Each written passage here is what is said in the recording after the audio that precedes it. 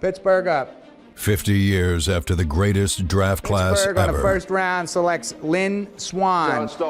Jack Lambert. Mike Webster.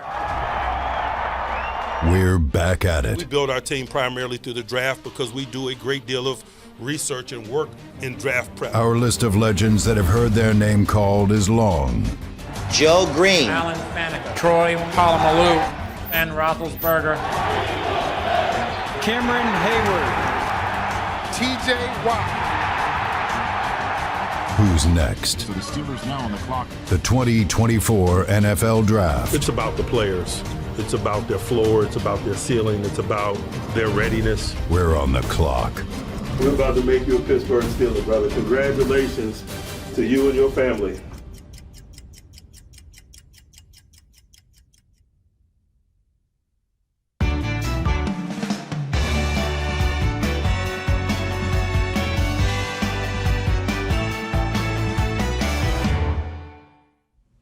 Hi, everybody, and welcome to the Steelers Draft Countdown Show presented by UPMC. I'm Missi Matthews, coming to you live from the UPMC Rooney Sports Complex.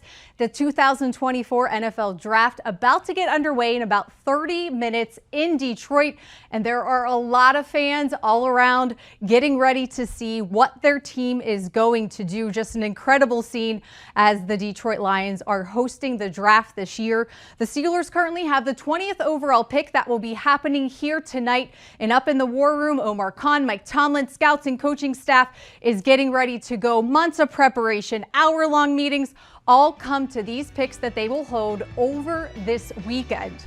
We want to know, though, for tonight, pick number 20, what do fans want to see? What player are you looking for? What position? Please head over to the Steelers and to my social media on Twitter to give us a chance to know what you want to see. We'll share a little bit of those answers coming up later in the show, so make sure you tell us who you want the Steelers to select tonight in the first round. We have a great show on tap for you tonight. We'll check in with the Triple Take crew. We'll also hear from NFL Network's Daniel Jeremiah. But coming up first, we have Tone Diggs from the Pat McAfee Show, also the Hammer Down podcast. He's also a Plum native, went to my high school along with Pat, and we had a chance to get his perspective on what he wants the Steelers to do as a Yinzer, and we also did a little fictional draft as well. Take a look. All right, Diggs, let's talk a little bit about the draft. And going back to free agency this offseason, where do you see the Steelers needing to go starting tonight? Yeah, so, going back to free agency, I think we had an incredible free agency period, bringing in some veterans. Obviously, at the quarterback position, we got young as far as Justin Fields go, and then bringing in Russ and Team 3 is the ultimate steal from the Denver Broncos. But some positions that I think we do need to address here in the first round is getting tough and going offensive line. So I thought originally about taking Billy Bob out of West Canaan. He's a West Canaan Coyote. He's a big, strong, physical mauler. But he had a bit of a couple red flags that I didn't like. There was some concussion issues, and so I didn't want to take him. And I'm going to go with Louis Lastic, offensive tackle, potentially center. Out of TC Williams. He is a smart player. He is an incredible locker room guy. He basically brought the entire TC Williams locker room together with the beauty of his voice. And then on the field, he is smart. He is great at making audibles. And I respect the TC Williams coaching staff more than you can imagine. Coach Herman Boone, Coach Yost. So I respect that program. So I'm going to go Louis Lastic as my first pick here in the first round for the Steelers. Staying fictional, who else do we want? Who else do you like? What do you mean fictional? What do you mean fictional? These are real people, miss, okay, with real feelings. They were real. These were all documentaries. None of these were movies, okay? In the second round, I thought, Artie Smith likes to run the ball, so we went O-line in the first round, but we still need to throw the ball a little bit with Russ and Justin coming in. And, there's potentially a young wide receiver room right now. So I wanted to go wide receiver there, and I thought about going Tweeter out of West Canaan in Texas. He's got great, incredible end zone dances. There's also a guy on the board called Deacon Moss. He was incredible in the Penal League, playing with Paul Crew, but there's some background issues there. So I decided I'm going to go now. I don't know how much football he's played. I don't know if you've seen him. He's actually from a different planet. His name is Jake Sully. Okay. When people talk about guys being avatars, this guy's an actual avatar. I believe he's about 7'5", runs a 3.8 40, and we're going with Jake Sully from Avatar as our wide receiver in the second round. All right, you got to give me one more. What's another position of need, and who do you want? Okay, so when you think about Steelers, you think about staples, and you think about the outside linebacker position. And obviously, we are loaded with Highsmith and TJ Watt, who should have been defensive MVP. Again, he was robbed. Just want to get that out there. Agree. But you can never have too much depth at the outside linebacker position. And I thought about going back to T.C. Williams and going edge, Julius Campbell. But I don't know how he's going to play without Gary Bertier. So I thought there's one man who's so relentless, so incredible off the edge. He doesn't care about money. He's high on family, and he only wants to get to the football. And that is Bobby Boucher from the SCLSU Mud Dogs. So, you know, if anything did happen to TJ or Alex, or if we just need depth, Bobby Boucher coming off the edge was my final pick here for the Steelers. Just an absolute cornerstone that we could build on for the future. Since you're in Detroit for the draft, we should have you writing down these names on the card to hand over to the commissioner for sure. What could go wrong? I gave that to Mr. Weidel. What Mr. Weidel is going to go to. I'm with Omar. Okay, me and Omar are pulling the strings up here. Andy said he would take the cards in and handle that for us because, you know, we can't miss. What if the phone rings? Okay, what if there's a trade opportunity? So we got to handle that, miss. Got to be ready. As we've experienced with Andy and Omar, like you said, expect the unexpected. What do you think they're going to do in the first round? Move up, move down, stay put? And would you go center or tackle if you had to pick? Miss, I'm going to be honest with you. I am addicted to doing mock drafts and the mock draft simulators. And when I sit there at 20, I keep wanting to trade back down into the late 20s and pick up some more picks for maybe in the second or third round. So I'd actually like them to trade down into the late 20s. And I'm thinking center there. Okay. One of the, you know, there's a center from not far down the road. This is actually a real guy, Zach Frazier, who's an absolute dog out of West Virginia. So if we trade back and maybe get some value there with him late in the first, I'd be incredibly excited. And what tackle do you like so far in this draft? Who do you want the Steelers to get? Because they need one. Yeah, listen, if one of the big ooses, okay, out of Washington or Oregon State falls down to 20, I'd be incredibly happy with one of them. So I would stick and pick at 20 if one of them fall. Or even Olu Fashanu out of Penn State. You know, he's familiar with the area potentially if he fell to 20. If one of those guys fall to the 20 area, I'd be incredibly happy taking one of those tackles there. But if not, if those guys are all off the board, that's a scenario where I wouldn't have a problem trading back. And then ideally, how many wide receivers would you want to see drafted, or just one?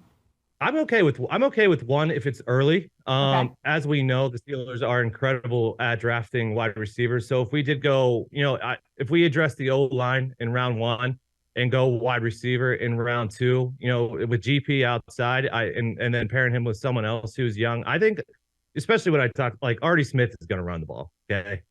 Naj is going to pound the ball this year is what's going to happen. So I'm okay with going a lot of play action with GP and then potentially, you know, a young guy in the second. I'm okay with just one, actually. Do you think towards the end of the draft they go after a quarterback? Yes, actually, I don't think that's a bad idea at all.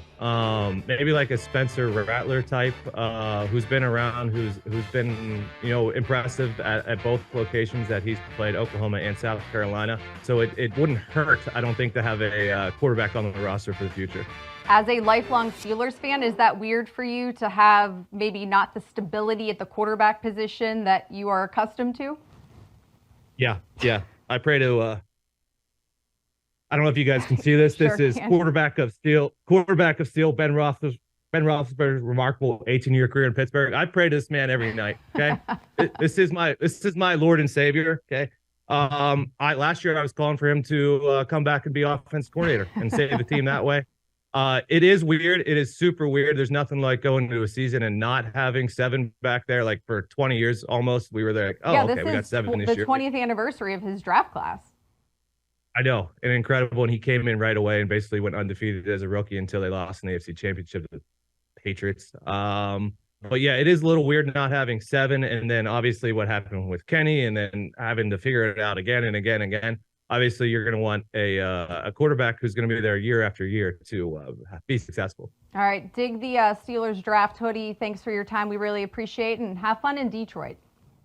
It's an unbelievable hoodie. I would recommend everyone go out and get it. Thank you so much, Miss. You are doing an incredible job tonight. Appreciate you. All right, and you can get that hoodie and other Steelers draft merch at the Steelers Pro Shop, so go check that out. A little bit earlier, we asked you who you want the Steelers to draft with the 20th overall pick, and you gave us some great answers, and it feels like fans mostly want to go offense. Offensive tackle, center, and the past 3 drafts, they have gone the offensive route. In 2020, they didn't have a draft pick, but prior to that, it was 5 straight years of defense, so we'll have to see what they do. And someone who knows a lot about all of these players that will be selected tonight is NFL Network's Daniel Jeremiah. You hear him during the Combine and through all of their coverage, and I had a chance earlier this week to catch up with him. All right, Daniel, expect the unexpected is what we usually expect for the first round of the NFL draft. Where do you think things could maybe get a little crazy or change things up as we head into this year? Well, I think you always look at the quarterbacks for chaos. That's what drives movement, teams trying to move around for quarterbacks. So that could start all the way up there, one of those top 3 picks. One is sticking and picking. Caleb Williams is going to Chicago. I still think 2 is going to end up sticking and picking there. But 3, I wouldn't rule out the New England Patriots starting a little bit of the movement process. So, how does that impact the teams, in the 20s and down towards the bottom of the first round? Well, what it does is it pushes some of these quarterbacks up and it pushes some of these other positions down. So it impacts everybody. A heavy offensive draft, as you mentioned, with the offensive linemen, specifically the tackles, wide receivers. Where do you see maybe some guys going for them in the first round, and which position do you think we'll see a run on early?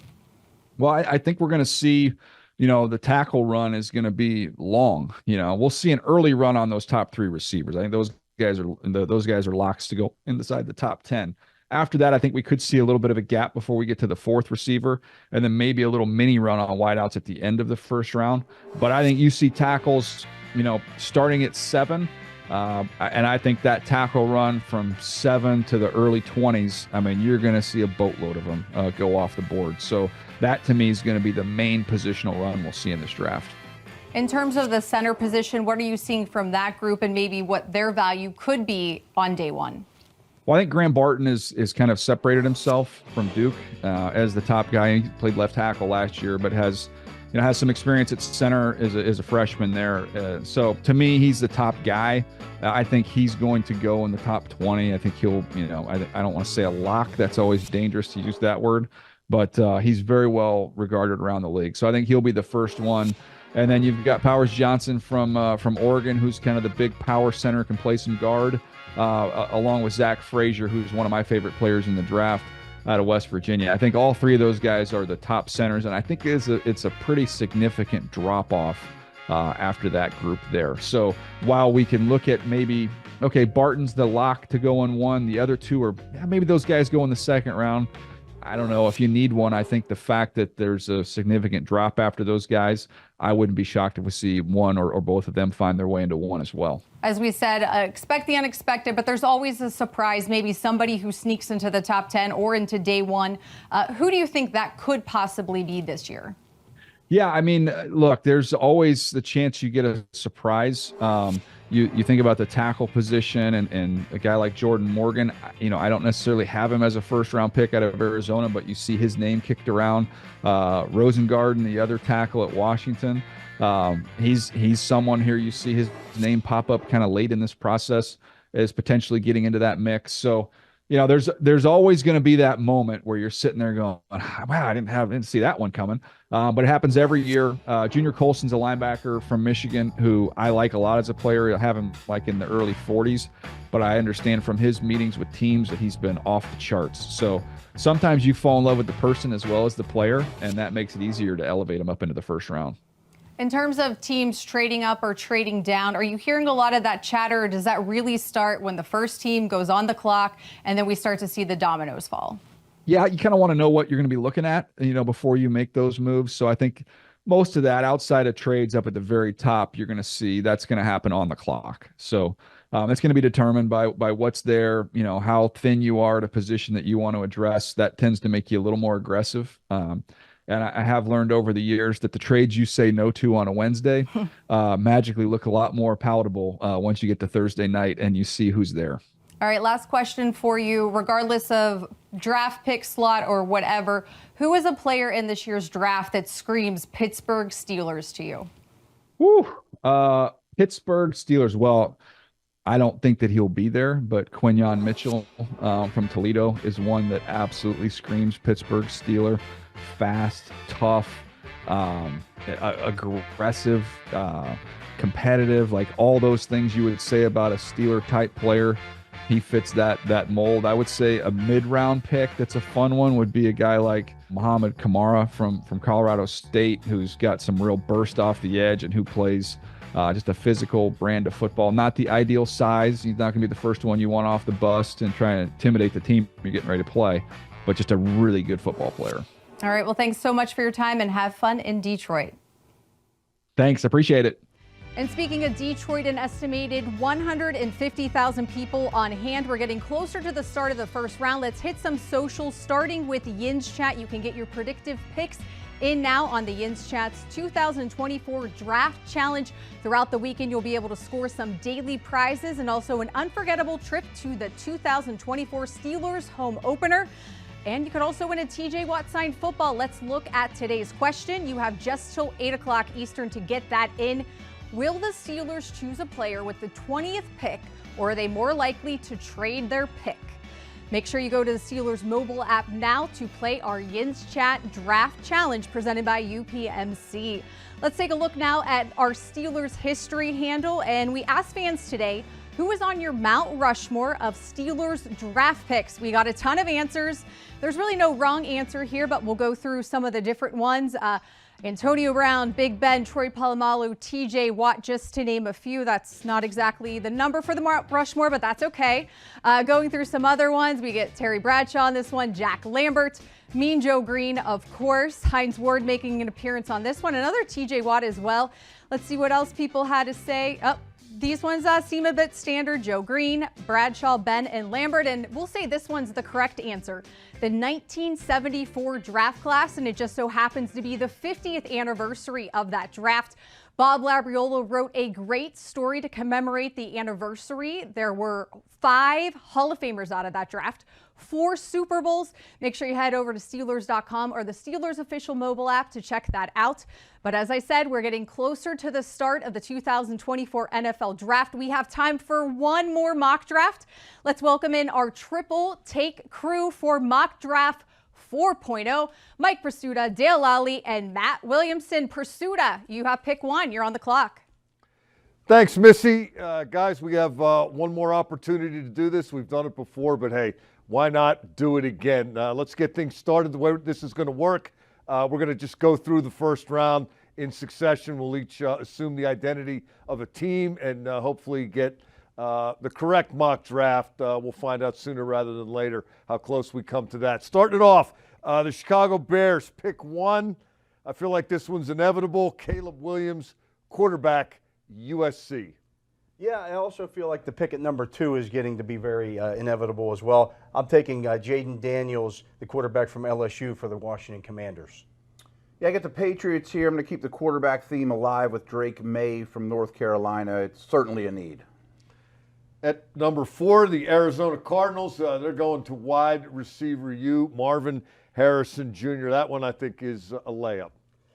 I get the Chargers up next here, and if they don't trade out of this spot, I understand, there's a lot of different things going on there, but I've got them taking Joe Alt, offensive tackle out of Notre Dame. He's the number 1 offensive tackle in this draft. They could go a lot of different ways with this, but I think they will take an offensive lineman. If they trade down, maybe it's somebody else, but you got to take Alt if you're up that high. When we started this, I had the Chargers going O-line at 5, and you guys were telling me, no, receiver. You're coming around to the Harbaugh way of seeing it. Well, they don't have any receivers, but, you take Joe Alt. So I do go receiver with the Giants. They put a lot of work into their offensive line this offseason. I considered a quarterback. We went with Malik Neighbors from LSU. Tennessee at number 7. I kind of thought Alt would end up there all along, but since he's no longer available. Next best thing, J.C. Latham, offensive tackle, Roll Tide. Well, you know, the Atlanta Falcons, they Roll Tide as well. They take Dallas Turner, the edge rusher from Alabama, with the next pick. Then the Bears are on the clock for the second time already at number 9. I gave them Rome Odunze, who would be the top receiver in many draft classes, and they get him 9th overall. Number 10, New York Jets. A lot of ways the Jets can go here. I'm going Brian Thomas, wide receiver, LSU, I think is a little present for Aaron Rodgers. Matt, did the Packers ever take a receiver on the first round when Aaron Rodgers was their quarterback? Second round here and there, but never in the first. Right. So I think he's due one, don't you? I think you're right. Well, that brings up the Vikings at number 11, and they are going to take Mike Prisuta's favorite player, J.J. McCarthy, quarterback, Michigan. Leads us to the Broncos. I think Sean Payton would do wonderful things with Brock Bowers from Georgia. He's the first tight end off the board. Easy first rounder at number 12.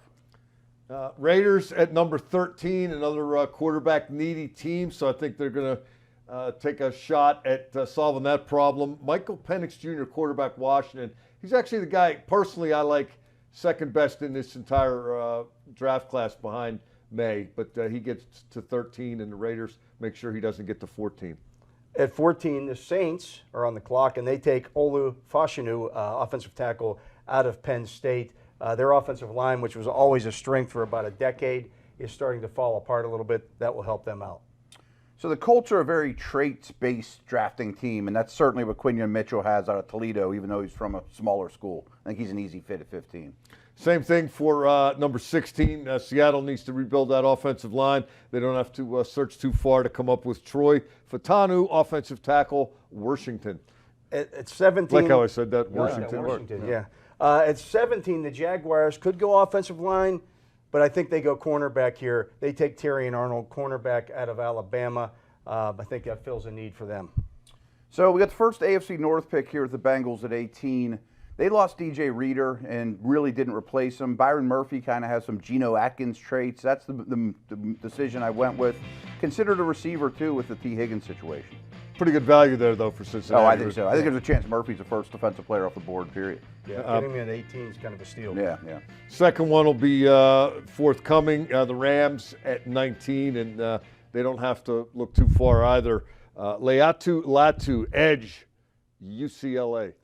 That brings us to pick number 20, guys, and I can't believe this guy's still on the board. We made the picks, but Talisi Fuaga, the offensive tackle from Oregon State, he's a pure right tackle. You plug him in, you play him there. I just think the Steelers would be ecstatic if that were the case. We'll see if that happens. I think it'd be pretty popular with the fan base. I think he would style of play. Matt, Dale mentioned a pure right tackle. Right. In your experience, how important is that? Some guys can play left or right. Some guys can only play the side they play. I don't think the switch is nearly as easy as people think. I mean, it takes a lot of time. It's incredibly to get difficult. that right, absolutely. And the Steelers have expressed a desire to move Broderick Jones to the left side. So right. And there's a lot of good right tackles in this class, so it's an interesting group.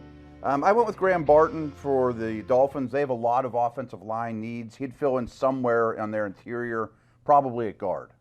Next up, Philadelphia at 22. Nate Wiggins, cornerback, Clemson. I think the Eagles have to address the secondary. Might not necessarily be Wiggins, but the corner's going to start coming off the board. I think the Vikings at 23 would be a continue, actually, because you took Mitchell already. But the Vikings at 23, I should say, would be ecstatic if Cooper DeJean were still available to them. I have them taking DeJean there, the cornerback. Defensive back, he can do it all on the back end of your defense. Yeah, as was the case with the Dolphins, the Cowboys have a lot of holes in their offensive line right now, and Marius Mims hasn't played a lot of football, but you could stick him in at guard while he learns. Maybe he's a right tackle, but that's the pick for Dallas at 24. 25th, Green Bay, going back to that Alabama store, Kool-Aid McKinstry, cornerback, Roll Tide. The Buccaneers at 26 go for Jared Verse, the edge rusher out of Florida State. Started out his career at Albany, transferred to Florida State, and really took off there the last 2 years. So the Cardinals already have Marvin Harrison Jr. I'm giving somebody on defense. Jerzon Newton from Illinois, a defensive tackle. And remember, their head coach comes over from Philadelphia, where they want defensive linemen in waves, and they don't have them right now. Buffalo at 28 in the wide receiver market. Troy Franklin, wide receiver, Oregon, goes to the Bills. Yeah, I got 29. a real knee biter here for the Detroit Lions. Darius Robinson, defensive tackle out of Missouri. He can play inside, he can play outside, really gets after it. He's a tough guy. He's one of my favorite players in this draft. I really, really like his game. Yeah. So the Ravens are coming off a great season, but free agency hasn't been super kind to them, to be honest with you. Their O-line got hit hard. Morgan Moses, the right tackle's now with the Jets. So I'm giving them Tyler Guyton, who's a little bit of a project, but they're going to have to develop him. That's the pick at 3rd. And 31, 49ers, they've got a lot going for them, but their offensive line could use a little bolstering. I think they get great value at 31 with Jackson Powers Johnson, the center from Oregon. And that leaves the Kansas City Chiefs at 32. I have them going Adonai Mitchell, wide receiver, Texas. They don't know what's going on with their wide receiver group. It was kind of a mess last year. They got some issues there again this year. Why not take that guy? And, well, that really held them back. Well, I'm just saying, this will really help. I mean, super talented. He's a very, very talented player. All right, that's going to do it for our 4th and final mock. Missy, we've still got a little time before this all gets proven wrong. So between now and the actual beginning of the real draft, take it for what it's worth. Back to you. All right, guys, appreciate it very much. And make sure you tune in to Steelers Nation Radio throughout the entire draft coverage here from the UPMC Rooney Sports Complex by those 3 guys. And following the Steelers' first-round pick tonight, whether it's at 20, they move up, they move down, Mike Prisuta will be joining me here in studio to break down that pick, give you instant analysis, and then we'll take you upstairs to hear the live press conferences of Omar Khan and Mike Tomlin. Thanks again for joining us here tonight on the Draft Countdown Show presented by UPMC. We'll see you after the Steelers' first-round pick.